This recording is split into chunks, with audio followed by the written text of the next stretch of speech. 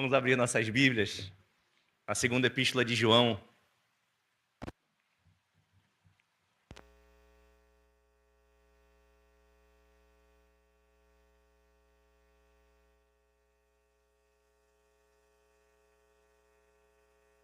Segunda João, vamos ler novamente os versículos de 1 a 3.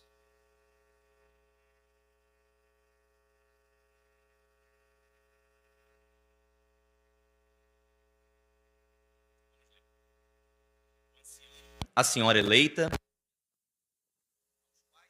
a verdade. E não somente eu, mas também todos os que têm conhecido a verdade, por amor da verdade que está em nós e para sempre estará conosco. Graça, misericórdia e paz da parte de Deus Pai e da do Senhor Jesus Cristo, o Filho do Pai, seja convosco na verdade e amor. Que o Senhor abençoe a exposição da sua santa palavra, nos dê clareza, iluminação, em nome de Cristo Jesus. João não assinara a sua carta com o seu nome, não significa que ele deixou de se identificar. Quando João usa esse termo para se apresentar, o ancião, ou dependendo da tradução, o presbítero, é porque provavelmente é dessa maneira que João era conhecido nas igrejas apostólicas e provavelmente nessa igreja a quem ele escreve.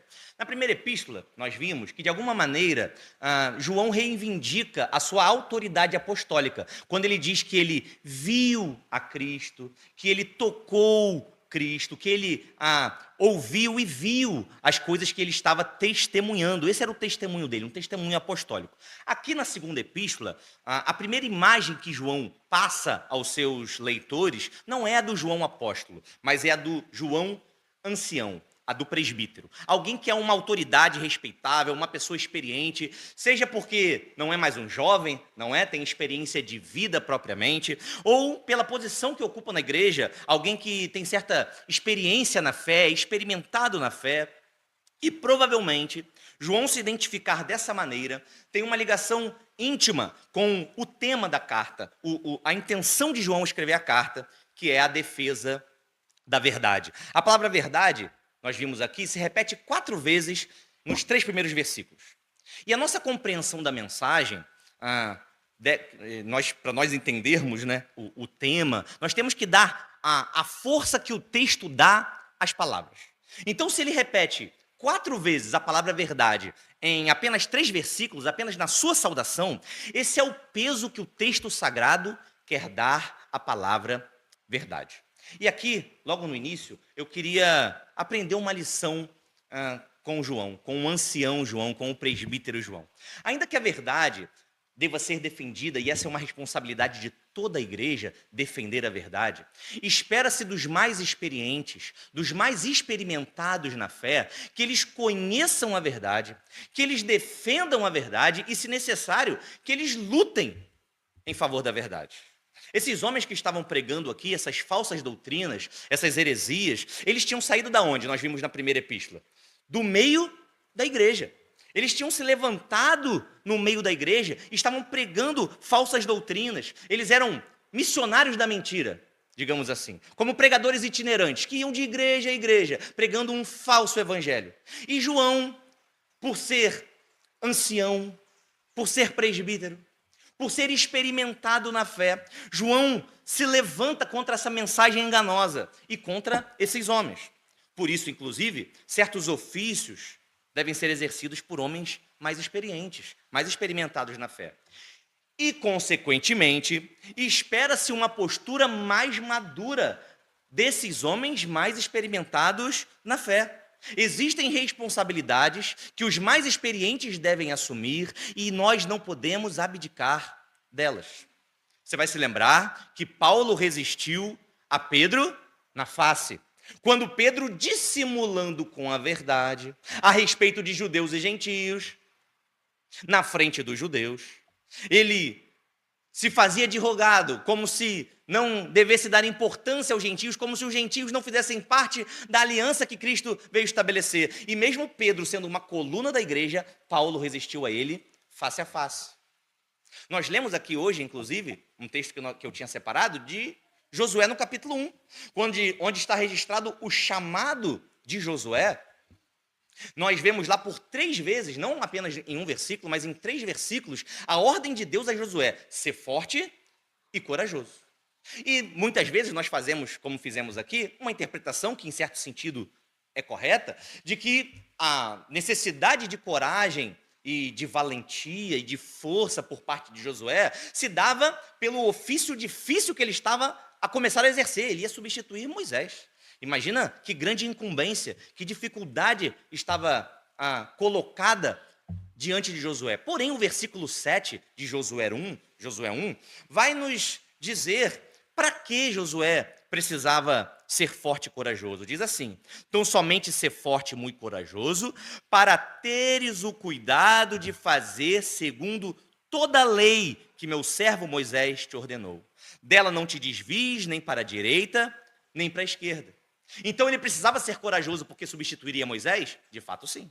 Mas ele precisava, em primeiro lugar, ser corajoso para defender a verdade, para defender a lei, para guardar a lei, e não apenas num sentido de obediência pessoal. Ele devia obedecer a lei pessoalmente, de fato, mas ele deveria também, ele tinha uma responsabilidade para com o povo que ele passava a liderar. Ele devia conduzir aquele povo na verdade. Ele devia defender a verdade de modo que fizesse o povo guardar a lei. Era responsabilidade de Josué, assim como era responsabilidade de João com a igreja para quem ele escrevia, assim como a nossa responsabilidade dos mais experimentados. Por vezes é preciso ter coragem para defender a verdade. Nem sempre será confortável. Provavelmente não foi confortável para Paulo resistir a uma das colunas da igreja. Ainda mais ele, sendo um fora de tempo, como ele mesmo se chama. Mas ele não se fez de rogado, não ficou numa posição confortável, como se diz hoje, zona de conforto, se é que existe isso. Ele sai da sua zona de conforto e enfrenta Pedro por amor da verdade.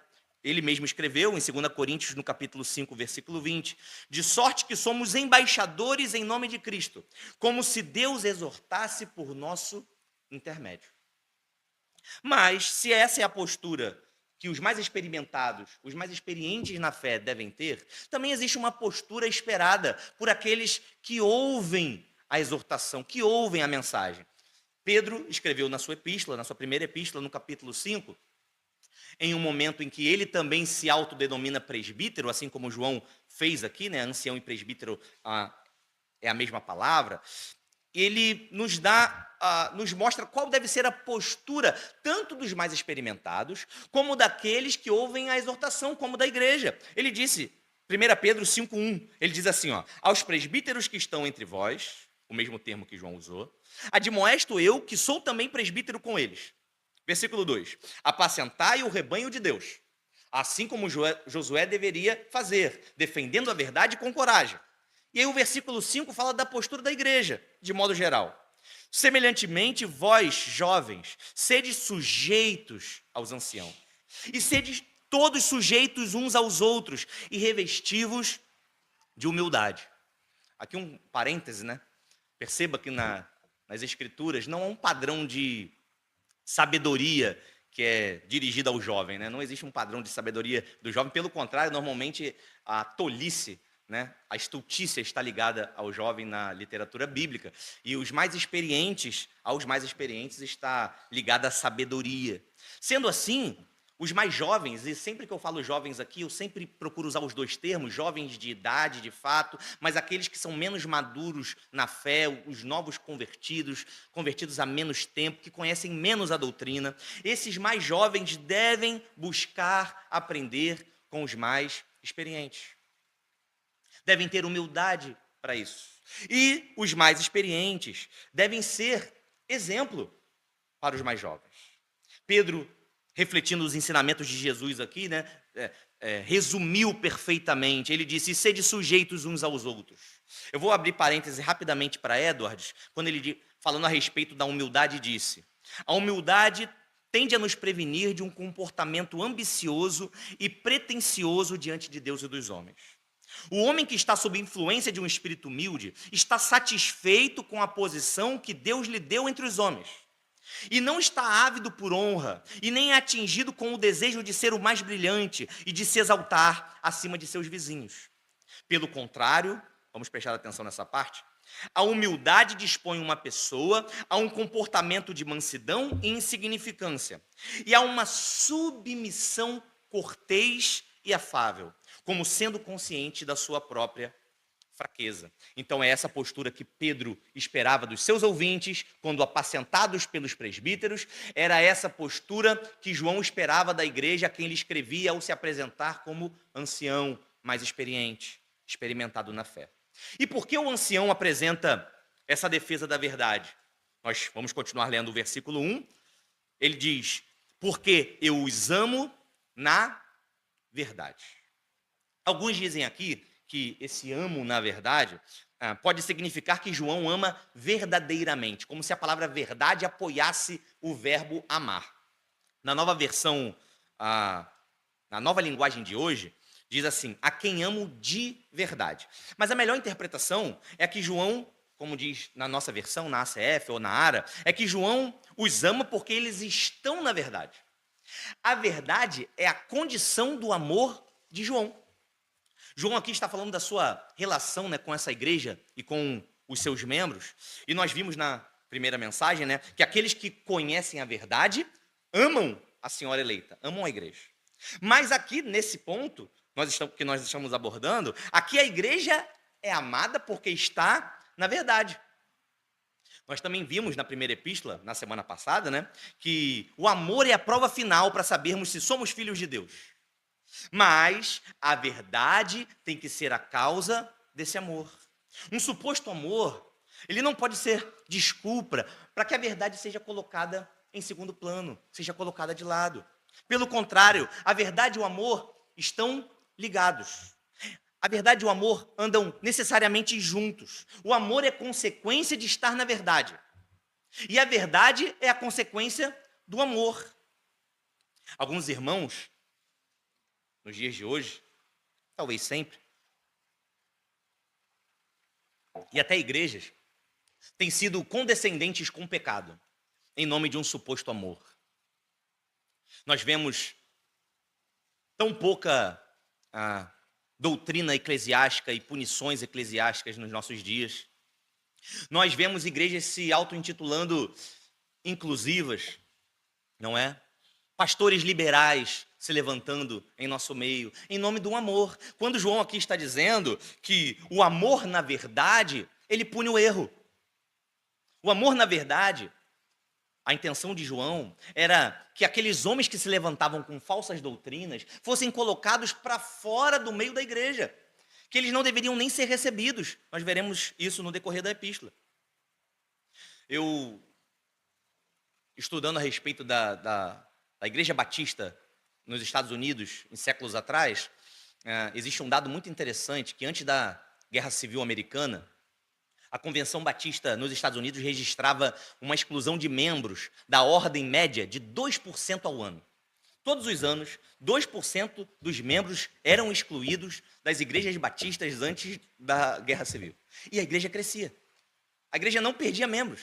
A igreja, ano após ano, tinha mais membros, mesmo com aqueles homens que não condiziam com a fé, aqueles que se levantavam em pecado, que tinham pecado contra a comunidade, contra Deus, mesmo enquanto eles eram punidos.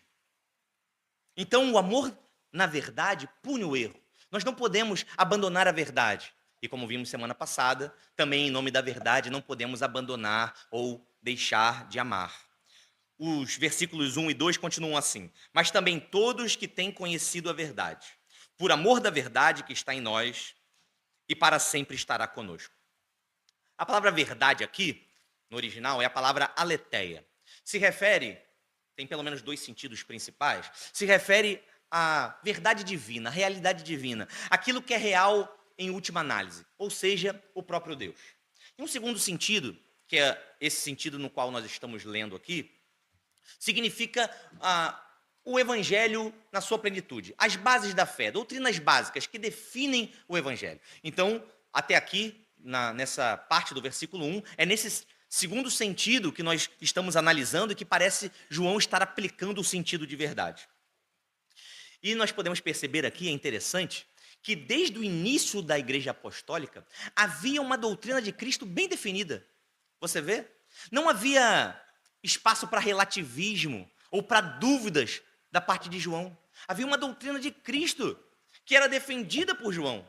Porque, sem limites doutrinários claros, a igreja estaria sujeita aos falsos mestres, às falsas doutrinas.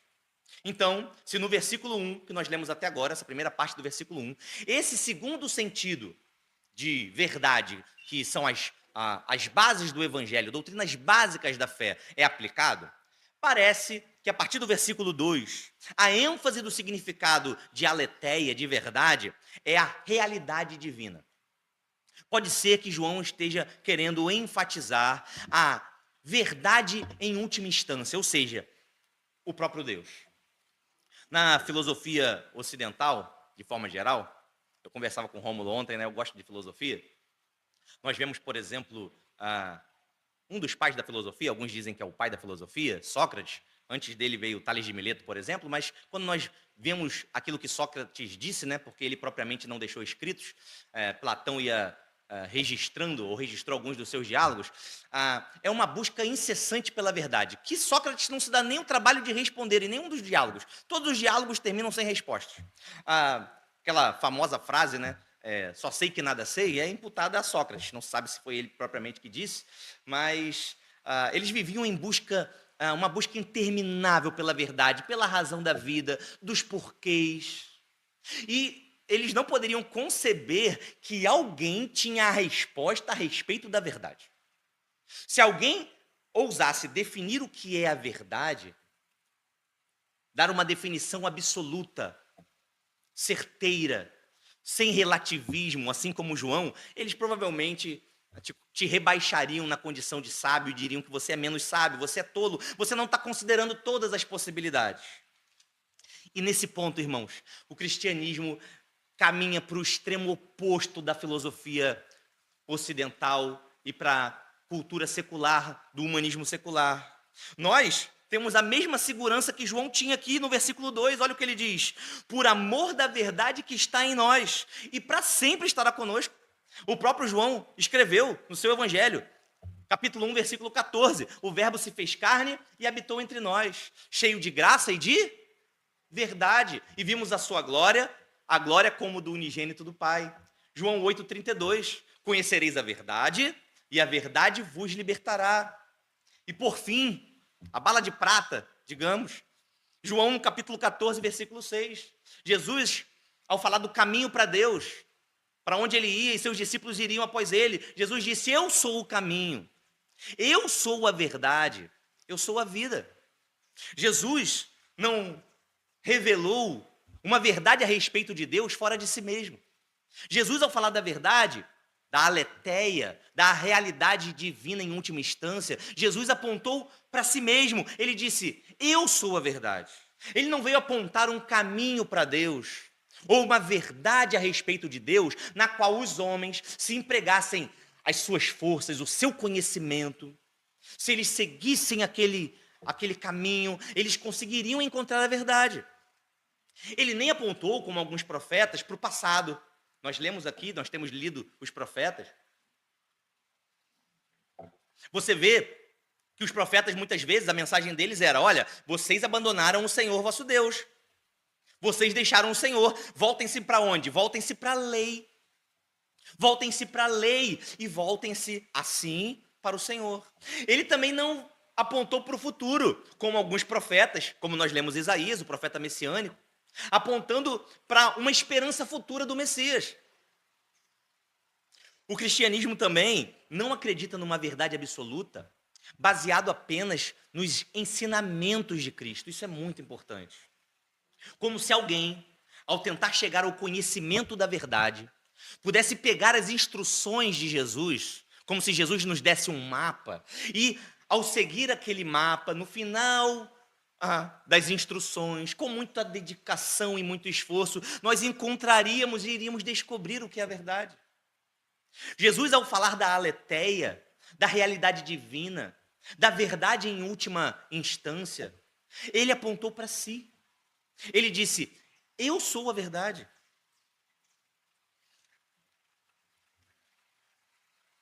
Nós olhamos para o mundo e nós vemos tantas dúvidas.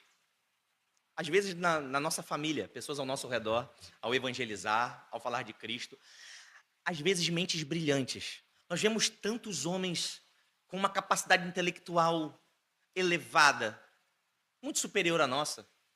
E eles estão sempre em busca dos porquês.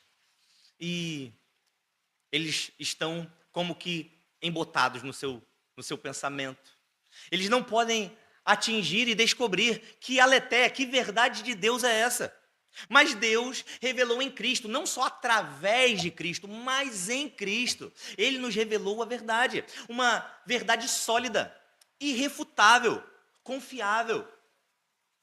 E é interessante que Jesus, falando a respeito da verdade, no seu diálogo com Pilatos, você vai lembrar, ele responde para Pilatos: olha, tu dizes que eu sou o rei, e para isso eu vim, para dar testemunho da verdade. Pilatos termina com uma pergunta sonsa ou cínica: que é a verdade? Perceba que aquele ambiente hostil em que Jesus se encontrava, sendo julgado por um pagão, uma autoridade que podia condená-lo à morte, não mudou o que era a verdade. A verdade para João é a mesma verdade para Pilatos. A verdade para Judas é a mesma verdade para Pedro. Ambos o traíram em algum sentido. Nos ambientes em que frequentamos no nosso dia a dia, a verdade não mudará. Cristo é a verdade nesse ambiente religioso de domingo, mas Cristo também é a verdade amanhã quando voltarmos ao trabalho. E nós devemos dar testemunho dessa verdade divina. Ele é a imagem do Deus invisível. Quando você for estudar, quando você estiver no meio dos seus amigos, dos seus familiares, Cristo lá é a verdade.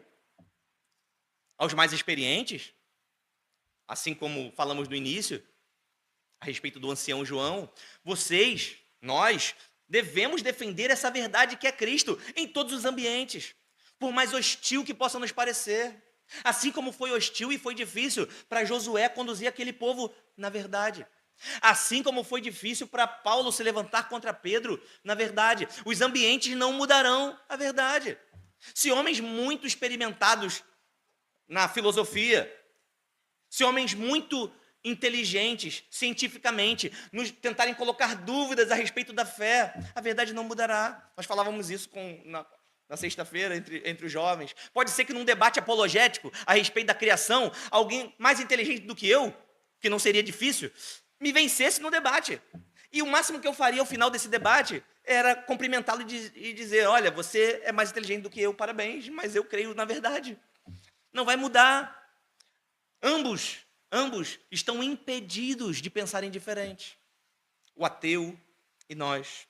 E eu queria terminar, irmãos, obviamente falando daqueles que não foram eleitos para a salvação. E eu queria terminar, irmãos, com esse aspecto de segurança nessa frase de João no versículo 2. Olha o que ele diz: por amor da verdade que está em nós e para sempre estará conosco. Nós vamos ler? Vou ler aqui, eu não ia ler. João no capítulo 10, versículo 27. Olha o que o mesmo João disse: as minhas ovelhas ouvem a minha voz e eu conheço-as, e elas me seguem. Dou-lhes a vida eterna, e nunca hão de perecer, e ninguém as arrebatará da minha mão. Ninguém as arrebatará da minha mão. Nós podemos descansar nessa salvação perene, que não é conquistada e nem varia de acordo com as circunstâncias da nossa vida. Bem estabelecida numa verdade confiável que é Cristo. É isso que nós celebramos, inclusive, essa semana, quando falamos do Natal, independente das questões técnicas a respeito do nascimento de Jesus, como o Patrick disse aqui, mas é isso que nós temos celebrado. Que Deus veio ao mundo nos salvar, sendo impossível aos homens se salvarem. Cristo deu a sua própria vida, e ninguém as arrebatará da minha mão. Jesus disse, como diz Isaías no capítulo 30, né? Em se arrepender e sossegar está a nossa salvação. Que nós possamos sossegar na verdade que é Cristo. Se necessário, defender a verdade. Que sejamos humildes uns com os outros na defesa da verdade. E que possamos ter essa paz, essa segurança de saber que a verdade que está em nós estará para sempre conosco. Em nome de Jesus.